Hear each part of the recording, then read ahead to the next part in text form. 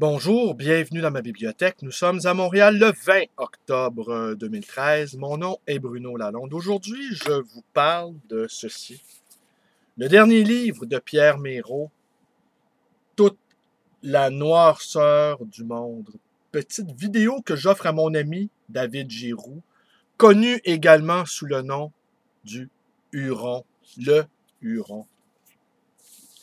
Alors cette vidéo qui va être un mix d'improvisation et également un texte écrit, j'ai pris quelques notes sur ce livre.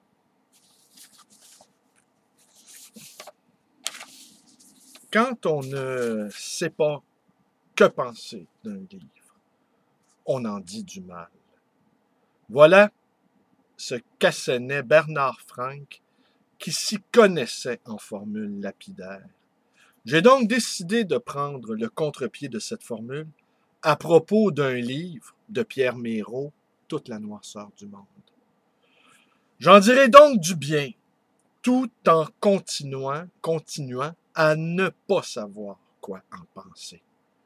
Mais à mesure, est-ce autosuggestion, capacité de recréation du lecteur, j'ai fini par lui trouver de fort belles qualités à cet ouvrage et doté d'une belle inventivité qui ne se donne pas aisément. Car malgré l'opacité du mal qui s'y dresse, apparaissent des fissures d'écriture, comme ces plantes indigènes se frayant une brèche dans le béton lézardé des rues. Plantes que l'on sait belles, insolentes, inquiétantes, incongrues. Mais d'abord, je voudrais revenir sur la phrase de Bernard Franck et rappeler que l'on m'a souvent conseillé de faire des critiques assassines, qu'ainsi j'augmenterais tout à la fois mon auditoire et mon lectorat. À ceci, je répondrai que comme tout un chacun, je peux être un méchant, mais je ne le saurai jamais gratuitement. Pour cela, il faudra que l'on me paye. N'étant pas un critique de surface, et je suis content ici de placer ce mot de surface, dont j'ai appris récemment l'existence en lisant le journal Le Devoir. Le nouveau directeur des éditions L'Hexagone disait rechercher des auteurs de surface, c'est-à-dire des auteurs qui ont une visibilité sociale. Alors, j'ai cru comprendre également que son arrivée à ce poste de direction suscitait beaucoup de réactions, qu'il était en fait en train d'ébranler les colonnes de l'Hexagone. Alors, si l'on me payait pour descendre un livre en flammes, je le ferais bien volontiers. Mais pas pour me faire aimer, pas pour me faire la réputation d'un critique impitoyable. Car je sais depuis longtemps que même ces monstres que sont les critiques, même de surface, ont un irrépressible besoin d'amour. Et ces monstres-là n'ont pas ma considération, car je les trouve lassants, ces méchants, qui picossent pour qu'on les amène doux. Je leur préfère les paresseuses, les voluptueuses, les oublieuses, les débonnaires, celles qui fuient toutes les surfaces, surtout les grandes. Mais voilà. L'on sait que le livre de Mérault est né au milieu de 1000 difficultés. Que son arrivée dans le monde des livres fut parsemée d'embûches. Que de se retrouver sur les rayons des libraires n'a pas été une mince affaire. Que beaucoup ont confondu, et on fait ça souvent, la personne de l'auteur avec le personnage principal, qui ici, il faut bien le dire, n'est pas très sympathique, qui finit par commettre toutes sortes de meurtres, incluant celui de sa mère, incluant celui d'enfant, et comble de tout, incluant celui d'une chienne.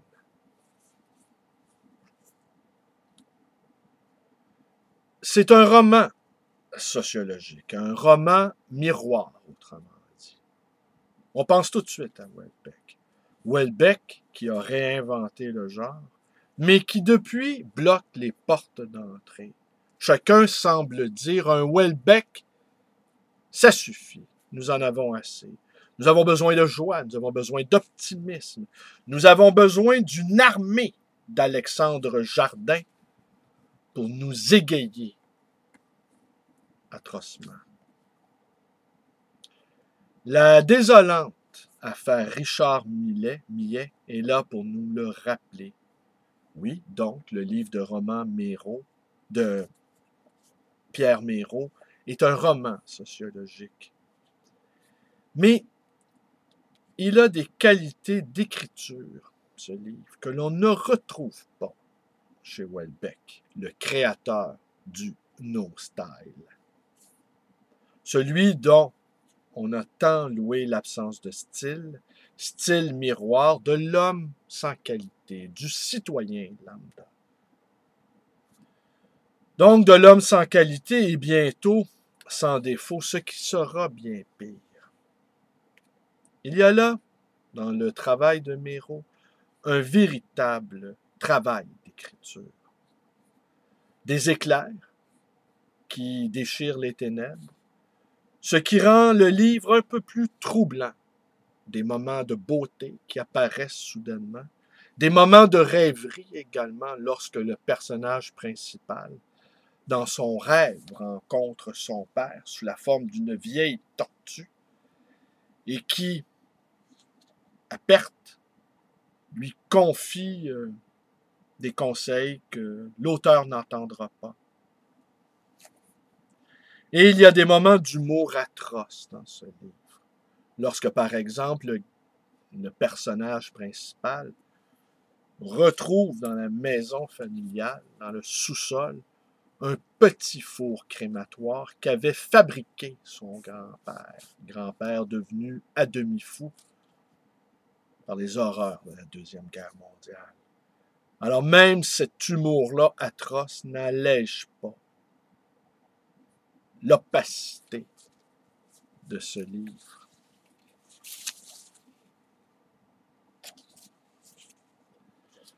Alors,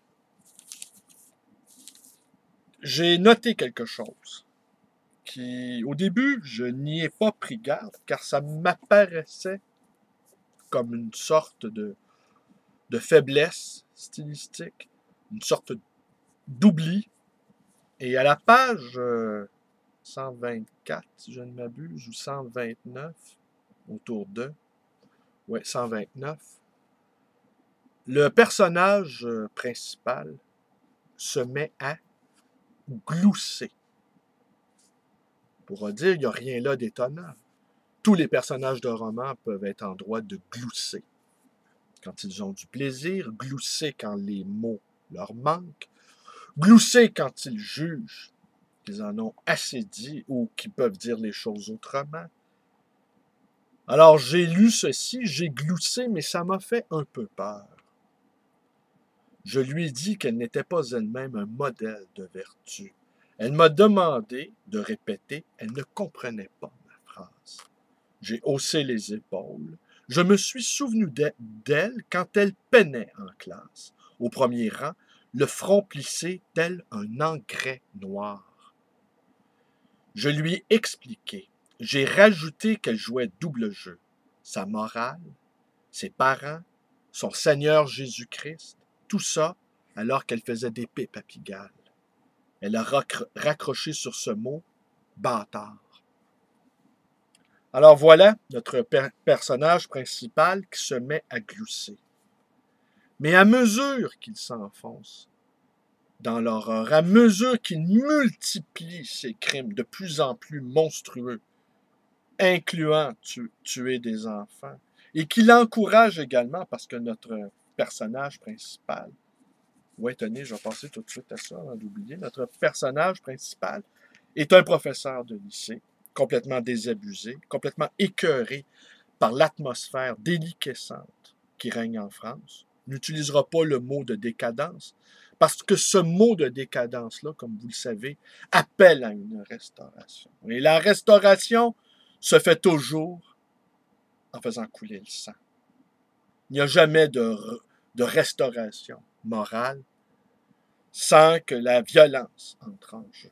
Ce sont des mots qui me font terriblement peur, restauration. Alors, je me suis livré à ce petit exercice fort en vogue de vous résumer en moins de 144 caractères l'histoire de toute la noirceur du monde. Et ça donne ceci. Un professeur, auteur de romans policiers jamais publiés, se joint à une organisation terroriste, mais découvre, en bon écrivain qu'il est, qu'il préfère les meurtres commis en solitaire. Oui, parce que donc il ferait avec une organisation qu'on pourrait penser qui ressemble au FN. Et assez rapidement, même s'il se livre à diverses bastonnades dans le 10e arrondissement, notre professeur, sombrant peu à peu dans une folie meurtrière, découvre qu'il n'est pas fait pour les activités de masse, de meurtre de masse. Alors, tout professeur qu'il est, il encourage un de ses élèves, un individu parfaitement dysfonctionnel, l'exemple type de celui qui est rejeté dans la classe, un certain Oumar, qui lui rêve de battre le record du jeune Coréen dans une institution américaine dont le nom m'échappe, qui a tué il y a une dizaine d'années une quarantaine de personnes. Et notre jeune Oumar rêve de battre ce record-là. Et le professeur, de plus en plus enfoncé dans le crime, eh bien, l'encourage fortement. Et il l'encourage fortement, et à mesure qu'il commet ses forfaits, il glousse. Alors, les dernières pages, les 20 dernières pages, alors la deuxième fois où j'ai vu apparaître le verbe glousser, je dis, ah bon. La troisième fois, j'ai compris que c'était un effet volontaire. Et la quatrième fois, la cinquième fois, la sixième fois, la septième fois, il doit y avoir au moins 7-8 fois où le mot glousser apparaît. Regardez ici, ça ne se fait pas, ai-je gloussé. Il le reglousse même, ainsi comme le faisait noter David. David qui est allé vérifier. On ne reglousse jamais. Alors notre personnage même invente des mots. Il invente des mots, mais perdant de plus en plus le sens de la réalité, s'enfonçant dans un délire meurtrier, eh bien, il ne trouve plus à faire que glousser. Alors, je me suis dit, c'est impossible que Pierre Mérault ait eu cette faiblesse-là d'écriture. Alors, je m'en suis tourné vers le Littré. C'est indispensable, le Littré. Pour aller voir ce que nous dit le Littré sur le gloussement ou sur le verbe glousser. Alors, gloussement. Le gloussement, c'est le cri de la poule, les gloussements de la mère faisane, prisonnière, et le besoin de se réchauffer de temps en temps sans ses ailes. Les petits rappelleront sans cesse et les empêcheront de s'écarter beaucoup. Ça, c'est tiré de Buffon. C'est l'exemple que nous donne le Littré du type de gloussement. Par extension, les gloussements des dindons. Et à un troisième niveau, une sorte d'articulation qui est propre à la langue des Hottentots. On dit aussi glossement. Plus je recherchais sur la couleur de ces peuples Hottentots, sur le glossement dont ils se servent pour se faire entendre au lieu d'un langage articulé. Bon, des Hottentots, saviez-vous ce que c'est, vous? Ben moi, je ne le savais pas. Sans doute mon ami coupable, lui, le sait. Jean-Paul, il sait tout. Alors, je suis allé voir au littré. Je n'ai pas appelé Jean-Paul. Je suis allé voir dans le littré. Ça reste quand même utile, le dictionnaire. Alors, qu'est-ce que nous dit le littré sur les Hottentots? Eh bien, le littré ne nous dit rien sur les Hottentots. Il dit que langue des Hottentots, c'est tout ce qu'on trouve, remarquable par une grande articulation singulière, plus ou moins voisine de notre T. J'étais pas beaucoup avancé, là, sur les Hottentots. Alors, je me suis tourné vers Wikipédia, qui lui nous dit ceci. Hottentots d'Afrique du Sud, la population Khoikhoi, hommes des hommes, se dénomment eux-mêmes ainsi par opposition à leurs voisins d'Afrique australe, les Boshimans, qu'ils nomment Sankhoi. C'est au cliquement, caractéristique des langues Khoisan, que les Khoikhoi durent d'être désignés sous le sobriquet de Hottentots, par les africanaires, ce terme évoquant ce qui était perçu comme un bégaiement. Alors, je me suis dit, oui, là, il bégait. Alors, je me risque à cette hypothèse métaphorique que notre tueur solitaire, qui aurait bien aimé commettre des crimes en commun, mais qui finalement s'en est révélé incapable à cause de sa singularité, eh bien, ce bégaiement-là serait une sorte de répétition de l'histoire. Que cette partie de l'Occident déliquescent serait en train d'émettre des sucs vénéneux qui viendraient bientôt contaminer la nation tout entière et l'emporter à nouveau dans une horreur sans nom telle que vécue lors de la Deuxième Guerre mondiale. Que l'histoire se répéterait en un mot.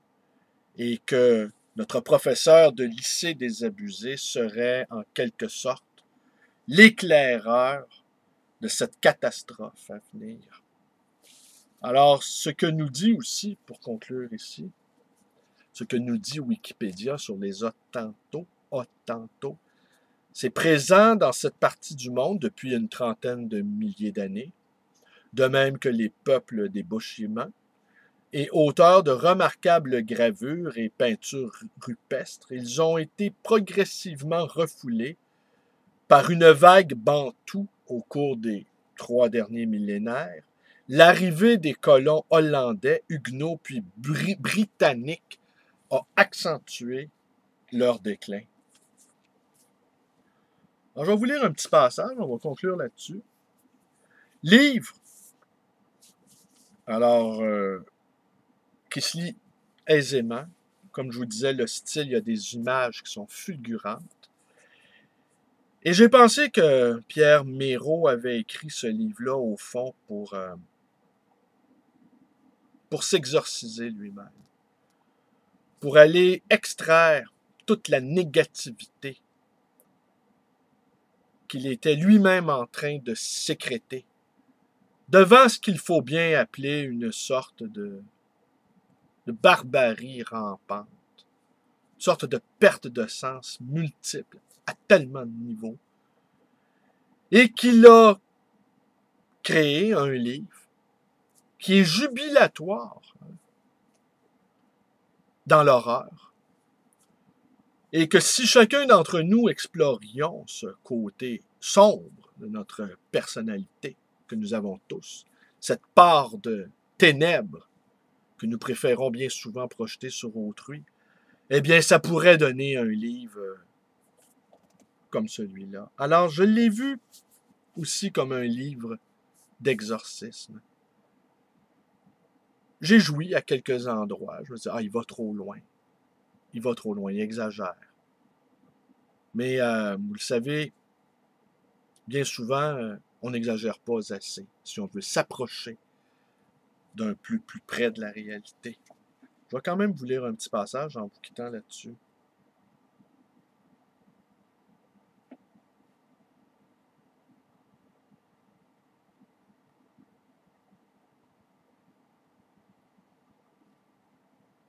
Vous avez trouvé le passage où on voit son père. Ouais, mon père tortue. On va quitter avec le père tortue. Mon père tortue avait l'air soucieux. Il marchait encore plus lentement que d'ordinaire. Il avait maigri. Il n'était pas rasé. Des résidus de feuillage tachaient ses poils blancs. La trappe dans sa carapace était ouverte, mais il n'y avait rien dans la cavité. Peut-être les corbeaux lui avaient-ils mangé son livre, ai-je pensé. C'est tout juste s'il m'a reconnu, en bas, près du château d'eau. Il s'est assis sur un remblai, dans l'odeur macérée du vieil automne. Il a souri tristement. Quand même, mon fils, c'était mieux sur la terre. Visiblement, il n'était pas au courant de ce que j'y accomplissais, moi, sur cette foutue terre. Ta mère me manque, a-t-il repris. Elle tarde à me rejoindre. N'avais-tu pas annoncé que tu allais me l'expédier? Elle est peut-être en enfer, ai-je rigolé. Tu descendras l'y chercher. Ça te fera de l'exercice, hein? Ou alors elle s'est perdue en chemin, ai-je ajouté. Oui, a-t-il espéré, elle n'a jamais eu le sens de l'orientation. Voilà, j'ai dit. Tu sais, nous ne nous sommes jamais quittés. Je sais. 60 années ensemble, presque une vie. Tu te rends compte? Ouais, ça a passé si vite. Comme un nuage, comme un navire, comme une ombre, ai-je récité. Scandaleusement vite, a-t-il hoqueté. J'ai détourné la conversation. Où est ton livre? Je l'ai changé. Tu t'es fait avoir, sans doute. Il a retrouvé une allure juvénile, pétillante. Ah non! Attends! Aide-moi! Il a montré l'intérieur de la cavité. Tout au fond, presse-toi! Oui, je vois, un livre de poche. Donne! C'était épais, sali, humide, un livre abandonné sous la pluie, certainement. En tout cas, sur un plan strictement marchand, il s'était fait berner comme dans une cour d'école. Ça devait être un coup des corbeaux. Le Homère broché de surcroît était en meilleur état. En plus, l'édition bilingue, ça valait un bon prix. Mais il avait l'air réjoui.